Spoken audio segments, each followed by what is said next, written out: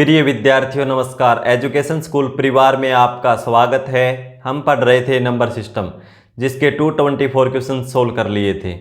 Question number 225, निम्न संख्याओं में से कौन सी एक अविभाज्य संख्या नहीं है? यानी अविभाज्य यानी प्राइम संख्या नहीं है, तो क्या है? कंपोजिट, यानी भाज्य संख्या ज्ञात करनी भाई, इनमें से कौन सी है? पहले क्वेश्चन को अच्छे से पढ़ लेना चाहिए आपको, ठीक है। यानी भाज्य संख्या ज्ञात करनी है। कैसे ज्ञात करेंगे? यानी कंपोजिट नंबर, तो संख्या 197, 313, 439 और 391। भाई इनमें से कौन सी संख्या भाज्य है? भाज्य क्या मतलब होता है? ऐसी संख्या जो एक और स्वयं को छोड़कर किसी अन्य संख्या से पूर्णतः विभाजित हो जाए। तो देखो भाई किस संख्या से भाग देकर देखें इसको किससे भाग देकर देखें। तो देखो क्या रूल है, जस्ट इसके बाद कौन सी संख्या का वर्ग है?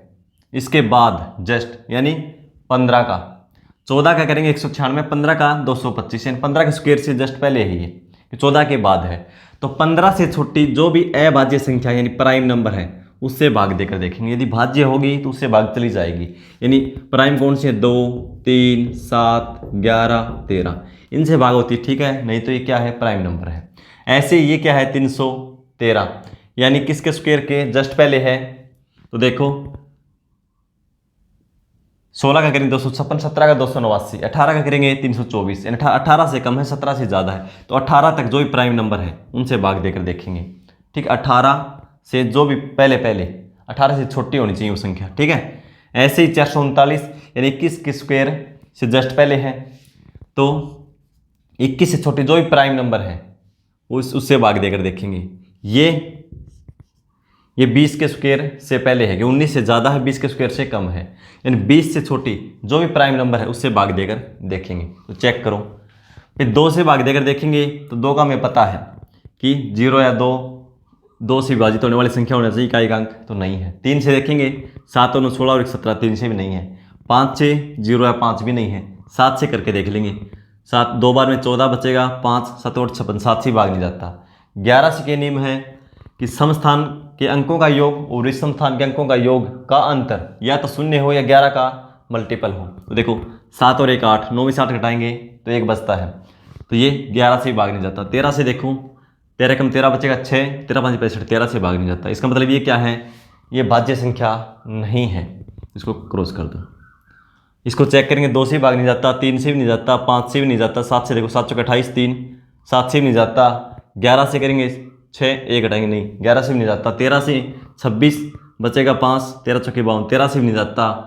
फिर 13 के बाद क्या है? 17, 17 दूनी 1 पे जाएगा, 17 के 17 बचेगा 14, संख्या क्या बचेगी? 143, और 17 8 136, 17 से भी नहीं जाता, ठीक है। क्यों? 18 से कम कम देखेंगे। ये किससे कम देखेंगे? 21 से कम जो भी प्राइम नंबर है। 2 से नहीं, 9 3 12, 3 से भी नहीं, फिर 5 से भी नहीं, सॉरी 5 मैंने लिखा नहीं, मैं लिख लो। 5 से भी नहीं, 7 से देखो 7 के 42, 1 7 दूनी 14, 7 से भी नहीं जाता। 11 से 13, 3 घटाएंगे 10, 11 से भी नहीं जाता। 13 से 13 39 बचेगा 4, 49, 13 से भी नहीं जाता। उसके बाद देखो क्या है? 13 के बाद 17, 17 दूनी 34 बचेगा 9, 99, 17 से भी नहीं जाता। 19, 19 दूनी 38 बचेगा 5, संख्या 59, 19 3 57, 19 से नहीं जाता। तो इसका मतलब ये भी नहीं है, ठीक है। इसको देखेंगे, 2 से नहीं जाता, 3 से 9 3 12 1, 3 से भी नहीं, 5 से भी नहीं जाता, 7 5 35 बचेगा 4, 41, 7 से भी नहीं जाता। फिर 11 से भी नहीं जाता ये। 13 से 13 3 39, 13 से भी नहीं होता। 17 से 17 दूनी 34 बचेगा 5, 17 3 कम, 17 से भाग जाता है। इसका मतलब ये संख्या अविभाज्य नहीं है, यानी भाज्य है, ये कंपोजिट नंबर है। तो ऑप्शन डी। क्वेश्चन नंबर 226, यदि दो संख्याओं का योग 120 है तो उनका भागफल 5 है, तो उन संख्याओं का अंतर ज्ञात करें। भाई दो संख्या कोई भी मान लो x y, ठीक है, उनका योग क्या है? 120। भाई दो संख्याएं हैं x और y, योग कितना है? 120, ठीक है। एक्स वाई मानने की जरूरत भी नहीं, वैसे भी कर देंगे। देखो तो उनका भागफल 5 है। भागफल कब होगा? जब बड़ी संख्या को छोटी संख्या से भाग देंगे तभी तो भागफल आएगा। कितना है? 5। तो उन संख्याओं का अंतर ज्ञात करें, यानी उसकी 5 गुणा है। कहने का मतलब ये है कि भागफल तभी तो 5 आएगा। जैसे 10 को 2 से भाग दें तो भागफल कितना आएगा? 5। तो इसका मतलब क्या है? बड़ी संख्या छोटी की 5 गुना है, यानी वो 1 है, छोटी 1 है तो बड़ी कितनी है 5, यानी अनुपात क्या 1:5। ठीक है, ये लिखने की जरूरत नहीं है हमें। दोनों का योग करेंगे तो 1 और 5 6 अनुपात की वैल्यू क्या दे रखी है 120, 1 अनुपात की वैल्यू 120 को 6 से भाग दे देंगे, कितना आएगा 20। पूछा क्या उनका अंतर देखो, ये 5 है और ये 1 है, कितना अंतर आया 4 अनुपात की वैल्यू ज्ञात करनी है। 1 अनुपात की वैल्यू 20 है, 4 की करेंगे तो 20 गुणा 4 कितना हो जाएगा 80, यानी उनका अंतर कितना होगा 80, option C. Question number 227, x y तथा जेड 3 अभाज्य संख्याएं हैं तथा x plus y plus z 40 है, z का अधिकतम मान क्या हो सकता है। देखो भाई 3 अभाज्य संख्याएं, अभाज्य क्या होता है भाई, जो एक और स्वयं के अलावा किसी संख्या से भाग न हो वो क्या होती है अभाज्य, यानी प्राइम नंबर। तो z का अधिकतम मान ज्ञात करना हमें, भाई बड़े से बड़ा मान क्या हो सकता है, तो ये मान कम से कम लेंगे तभी तो संभव है। तो देखो 3 का योग 40 है, ये 3 का योग सम संख्या है ना, तो कन्फर्म है कि एक संख्या 2 जरूर मिलेगी उसमें। ठीक है, क्योंकि 2 मिलेगी तभी 3 का योग 40 हो सकता है। 2 के अलावा कोई भी 2 अभाज्य संख्या ले लो, उनका योग क्या होगा सम होगा, योग सम होगा। लेकिन तीसरी अभाज्य संख्या मिलेगी तो उनका योग क्या हो जाएगा विषम हो जाएगा। जैसे देखो 5 और 7 क्या है अभाज्य संख्या, दोनों जोड़ेंगे क्या होगा 12, जो एक सम संख्या आ गई। लेकिन तीसरी इसमें जोड़ेंगे कोई भी, जैसे 11 है तो कितना आएगा 23, सम नहीं आया ना। और ले लो कोई भी, जैसे 12 में हम जोड़ेंगे 17 जोड़ देंगे कितना आएगा 29, लेकिन विषम आएगा हमेशा। लेकिन तीसरी संख्या 2 होगी तभी सम आएगा। तो इसका मतलब एक संख्या का हमें पता है क्या है 2। अब क्या बच गई y और z, और इसका मान क्या है भाई x का मान पता चल गया 2, तो इसमें से घटा देंगे कितना बचेगा, y और z का मान है 38। अब देखो क्या क्या संभव हो सकता है इसमें भाई, y का मान कम से कम लेंगे तो एक तो क्या है संख्या, न तो भाज्य नहीं है अभाज्य। x का मान 2 हो गया, 2 दोबारा ले नहीं सकते।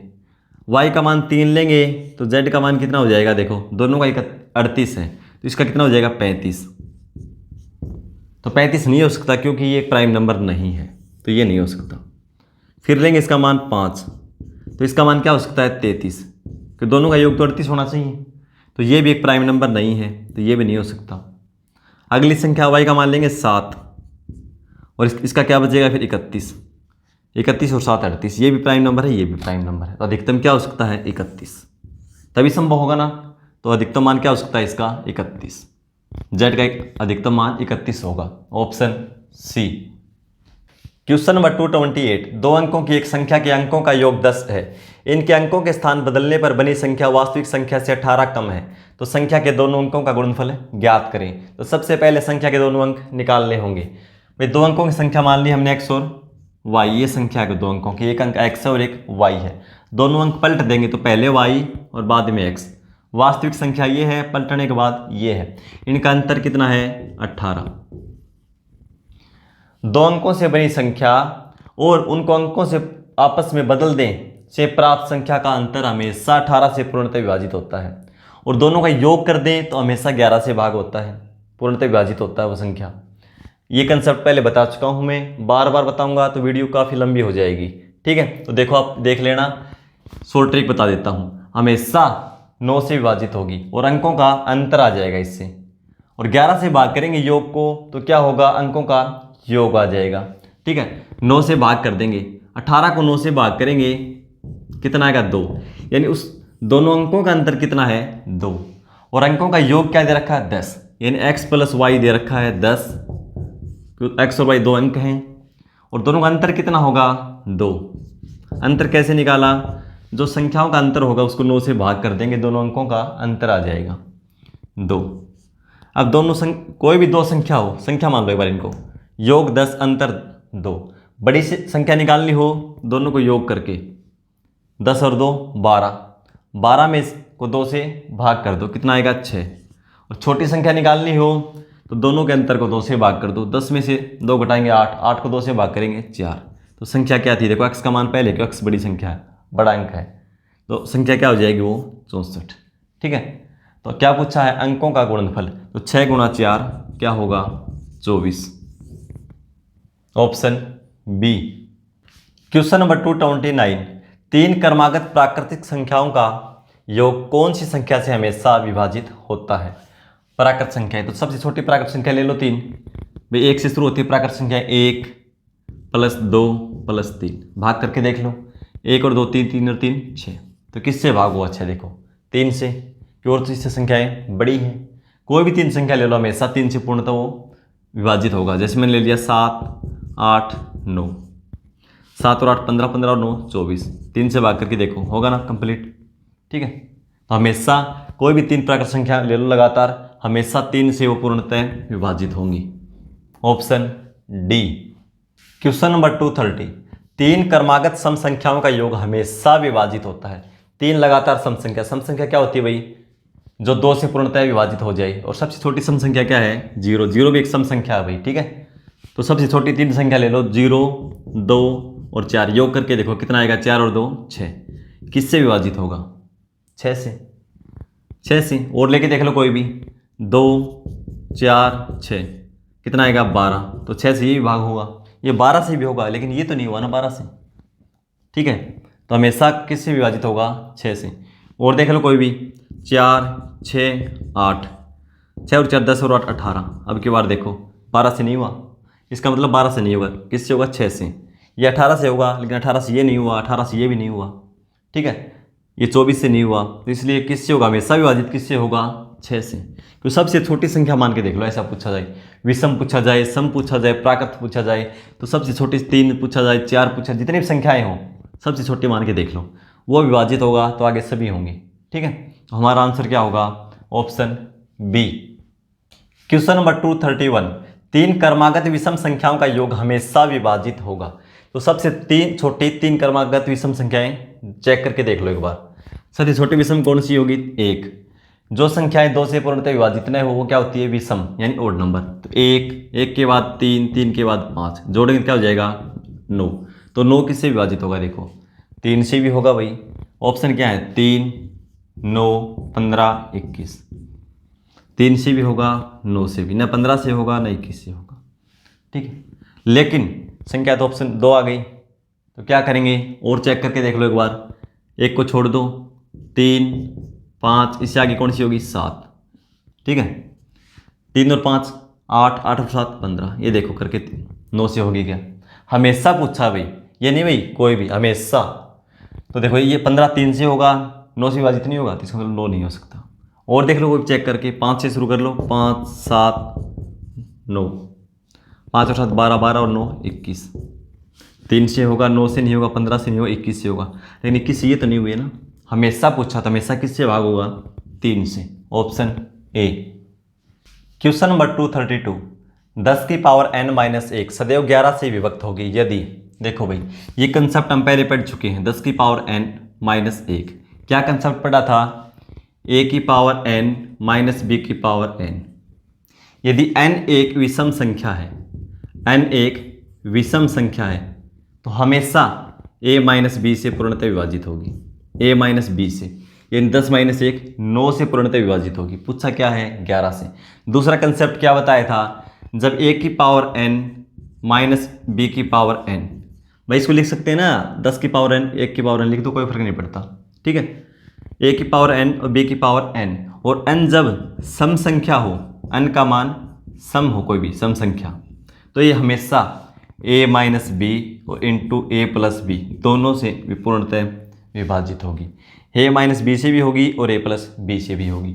तो अब देखो 10 - 1 से भी होगी और 10 + 1 से भी होगी। कब होगी? जब सम हो, यानी 9 × 11 हमेशा विभाजित होगी।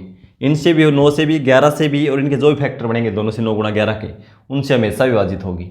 ठीक है, पूछा क्या है भाई? ऑप्शन दिया n का मान कुछ भी हो, कुछ भी हो कैसे? n का मान 1 रख लेंगे, एक विषम संख्या है, पावर 1 रखेंगे, 10 की पावर 1 10, 10 में से 1 घटाएंगे 9, 11 से पूर्णतः विभाजित नहीं होगा। ऑप्शन पहला गलत है। दूसरा क्या है? n एक विषम संख्या हो, तो विषम संख्या एक विषम संख्या है, इससे भी नहीं होगी। 3 मान के देखो, 3 से करेंगे तो क्या हो जाएगा? 1000, 1000 में से 1 घटाएंगे 999, तो 11 से पूर्णतः विभाजित नहीं है।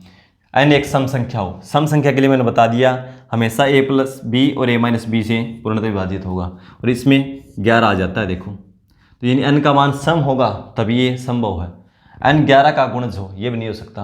11 का गुणज यानी 11 ले लेंगे हम इसका 10 की पावर 11, तो क्या हो जाएगा, कितने शून्य आएंगे, 11 शून्य आ जाएंगे। ऐसे करेंगे जब देखो 3 3 6 3 9 2 11, एक घटाएंगे तो क्या हो जाएगा, देखो कितने अंकों की संख्या, 4 4 8 3 11 और एक 12 अंकों की संख्या है, 11 अंकों की हो जाएगी, यानी 11 बार 9 9 हो जाएंगे।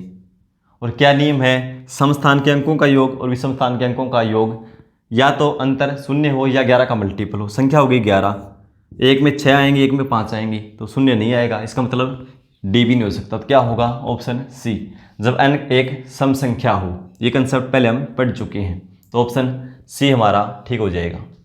Question number 233, 1 + 2 + 3 plus dot dot चलता रहता है प्लस 100, यानी 1 तक 100 संख्याओं, 1 से 100 तक संख्याओं का योग क्या होगा। इस क्वेश्चन को सोल्व करके आंसर कमेंट बॉक्स में लिखेंगे। मिलते हैं अगली क्लास में, धन्यवाद।